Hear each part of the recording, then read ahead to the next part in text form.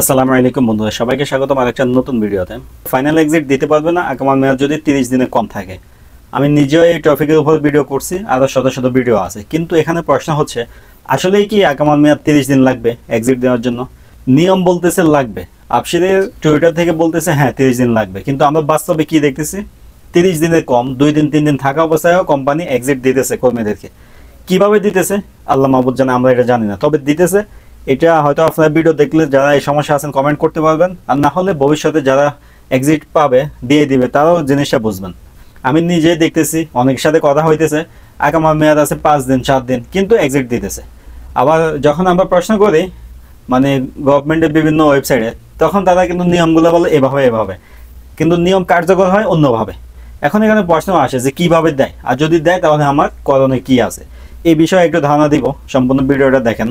কয়েকটা শর্তই আছে, যেমন আমাদের কি কি সমস্যা থাকলে এক্সিট দিতে পারবে না, এটা নিয়ে আলাদা ভিডিও আছে।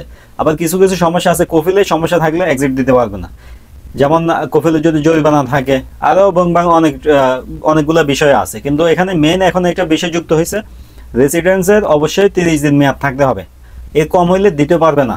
অনেক জায়গায় আপনারা দেখছেন, আমরাও দেখছি, কিন্তু কিভাবে দেয়, আগে বললাম কিভাবে দেয়, এ বিষয়ে কোনো ধরনের তথ্য আমাদের কাছে নাই, আর এটার তথ্য পাবলিশ হয় নাই। তারাই জানে কিভাবে দেয়, এটা আমরা জানি না। এখন আমাদের প্রশ্ন হচ্ছে, যদি দিয়ে দেয় বা এনি চান্স আমাকে আগামী মেয়াদ 1 সপ্তাহ থাকতে এক্সিট দিয়ে দিছে, আমি দেশে যাইতে চাই না, এখন আমি কি করতে পারি? প্রথম কথা থাকবে, যদি এক্সিট দিয়ে দেয় সেক্ষেত্রে টাকা পয়সা থাকলে সিদ্ধান্ত নিয়ে দ্রুত দেশে ফেরত যাওয়া। কারণ কি, এক্সিট নিয়ে এখন যে যে নিয়মগুলো শুরু হয়েছে, আপনি কিন্তু পরবর্তীতে বৈধ হইতে পারবেন এই ধরনের সম্ভাবনা খুবই কম। বৈধ হওয়ার মতো সুযোগ পাবে না। কেন? আগে এক্সিট হইলে শুধু এক্সিটই থাকতো, 2 বছর 3 বছর পরে গিয়েও মানুষ এক্সিটে কাটছে। এখন কিন্তু এই সুযোগটা আর পাইতেছে না। কেন?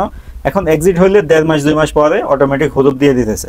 যদি এই এক্সিট হুদুব দুটো একসাথে কারো থাকে, সে কখনো বৈধ হইতে পারে না, দেশে গিয়ে আসতেও পারে না। এই কারণে যদি এরকম দেখেন যে আকামার মেয়াদ কম থাকলে আপনাকে এক্সিট দিয়ে দিছে, তাহলে আপনাকে অবশ্যই দেশে যাওয়ার সিদ্ধান্ত নিতে হবে। কয়দিনের মধ্যে? এটা আকামার মেয়াদ যে কয়দিন বাকি আছে এই কয়দিনের মধ্যে। দেখেন, আইনটা যখন পাস হয় ওখানে কিন্তু বলা হয়েছে 30 দিনের কম হলে এক্সিট দিতে পারবে না, এবং কি যে কয়দিন বাকি থাকবে 30 দিনের বেশি, 35 দিন 40 দিন বা 60 দিন, ওই কয়দিনই এক্সিটের মেয়াদ পাবে। সিস্টেম কিন্তু এতটা খারাপও ছিল না, মোটামুটি ভালোই ছিল। আমার 30 দিন সময় দিলে আমি 30 দিনের মধ্যে দেশে চলে যেতাম, কোনো সমস্যা নাই। কিন্তু সিস্টেমটা আসলে কাজ করে নাই, সিস্টেমটা উল্টো হয়ে গেছে। এক্সিট দেয় 5 দিন থাকতে 7 দিন থাকতে, আবার এক্সিটের মেয়াদটা কিন্তু এই 5 দিন 7 দিনে। দেখেন কত বড় জুলুম এটা। আমাদের এক্সিট দিয়ে মেয়াদ দিতেছে না, 5 দিন মেয়াদের মধ্যে একজন লোক কি করবে? অনেকে আবার জানেও না, 5 দিন পরে দেখতেছে অটোমেটিক ফাইনাল এক্সিট দেখাইতেছে এক্সপায়ার হয়ে গেছে। অনেকে জানেও না, এই হচ্ছে অবস্থা। যদি এরকম হয়তো আগের মতো এক্সিট আমাকে দিছে 60 দিন, আমি সময় পাইতেছি, তাহলে তো নিশ্চিন্তা 60 দিনের ভিতরে আমি একটা সিদ্ধান্ত নিতে পারতাম। তো এখন প্রথম কথা থাকবে, এই ধরনের সমস্যা যদি আপনি পড়েন, অবশ্যই আপনি দ্রুত দেশে যাওয়ার চেষ্টা করবেন। যদি এরকম হয় যে আপনি দেশে যেতে চান না, ওই অবস্থা এখন নাই, তাহলে আপনি কফিলকে বলবেন আপনার এক্সিটটা কেটে দিতে। বলবেন যে এক্সিটটা কেটে দিয়ে আমি অন্য জায়গায় ট্রান্সফার হয়ে যাব, আমি এখন দেশে যেতে পারবো না, আমার টাকা পয়সার সমস্যা আছে, আমি নতুন আসছি, যে কোনো একটা সমস্যা দেখায় যেমনি হোক তার সাথে কথা বলে এটা কাটানোর চেষ্টা করবেন। সে যদি বলে যে না এটা কেটে দিবে না, তাহলে আপনি দ্রুত যাওয়া যাতে যাবেন। আপনি যদি বলেন যে আমি তো যাওয়া চিনি না, আমার থেকে যাওয়া দূরে, আসলে সেক্ষেত্রে তো আমাদের বলার কিছু নাই। তবে অবশ্যই আপনাকে যাওয়া লাগবে, গিয়ে যাওয়া যাতে কথা বলার মতো সুযোগ আছে। যদি আপনি অ্যাপয়েন্টমেন্ট নিয়ে যান, আপনাকে ঢুকতে দিবে, আপনাকে কিন্তু আটক করবে না। নিজে না পারলে ভাষায় যে পারে এই ধরনের কাউকে সাথে নিয়ে যাবেন। যদি এরকম হয় কোনো আরবি পরিচিত আছে, তাকে নিয়ে যাবেন। যাওয়া যাতে গিয়ে আপনার সমস্যাটা খুলে বলবেন, বিস্তারিত কি সমস্যা এটা বলবেন। তারা অবশ্যই আপনাকে একটা সুযোগ দিবে, হয়তো বা ট্রান্সফার হওয়ার সুযোগ দিতে পারে। তবে এক্সিটের মেয়াদ বাড়ায় দিতে পারবে কিনা এই ব্যাপারে কোনো তথ্য নাই। কেন নাই? আমি অনেকের ব্যাপারে যাওয়াজাতকে টুইটারে কমেন্ট করছি, ইনবক্সে মেসেজ করছি, ওনারা বলতেছে এক্সিট দিলে এটার মেয়াদ 60 দিন থাকে। আগে আমরা অ্যাপসের মধ্যে 60 দিন দেখতে পারতাম, যে এত তারিখ থেকে এত তারিখ পর্যন্ত, বাকি এত দিন, 58 দিন 55 দিন দেখা যেত। এখন আগামা মেয়াদ শেষ, ভিসা ডিউরেশন 0 এসে গেছে, আগামা এক্সপায়ার এসে গেছে, কোনো মেয়াদি নেই, 5 দিন 7 দিন। এই কারণে আপনি যাওয়া যাতে গিয়ে একটা সলিউশন আনার চেষ্টা করবেন। চেষ্টা তো অবশ্যই করতে হবে যদি আপনি দেশে না যেতে চান। অবৈধ হিসাবে থাকে তো আপনার লাভ নেই। যাওয়া যদি বলে যে হ্যাঁ কফিল ব্যবস্থা করে আমরা ট্রান্সফারের সুযোগ দিব, এই ধরনের সিস্টেম কিন্তু আছে। এক্সিটের মেয়াদ থাকতে থাকতে যাওয়া যাতে যাইতে পারলে সুযোগ দেয়, অনেকে এই সুযোগটা নিতে পারছে। তবে এই সংখ্যাটা খুবই কম, বেশিরভাগ মানুষে পারে না। কারণ হলো ভাষাও পারে না, যাওয়া যাত কই আছে এটাও অনেকে চেনে না, অথবা অনেকে থাকে হচ্ছে কফিল এক শহরে, সে থাকে অন্য শহরে।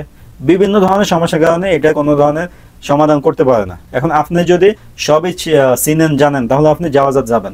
প্রথমে তো বললামই দেশে যাওয়ার চেষ্টা করবেন, না হলে কফিলের মাধ্যমে এটা কাটার চেষ্টা করবেন, না হলে জাওয়াজাতে গিয়ে কি বলে দেখবেন। যদি জাওয়াজাত এরকম আপনাকে আশ্বাস দেয় যে আপনি 2 মাস সময় পাবেন, জাওয়াজাতকে বলবেন যে আমার যে ফাইনাল এক্সিট বিষয়টা আছে অনলাইনে, এটার একটা কপি আমাকে বের করে দেন। তারা কিন্তু বের করে দিবে। অনলাইনে কিন্তু আপনার এক্সিটের বিষয়টা থাকে, সেখানে আপনার তারিখটা দেখবেন। যদি এত তারিখে দেখেন যে ইস্যু হয়েছে, এত তারিখে শেষ হবে, কতদিন হয় আপনি হিসাব করে দেখবেন। যদি দেখেন যে 5 দিন বা 7 দিন, জাওয়াজাতকে তখন আবার প্রশ্ন করবেন যে এই কয়দিন আমার মেয়াদ এতদিন আগে দিছে, এখন আমি তো মেয়াদ এতদিন পাই নাই, 60 দিন পাই নাই বা কম পাইছি, এখন আমি কি করব। আসলে বেশি তো কথা বলার মতো সুযোগ নাই, তবে ভিতরে যাইতে পারলে কথা বলতে পারবেন।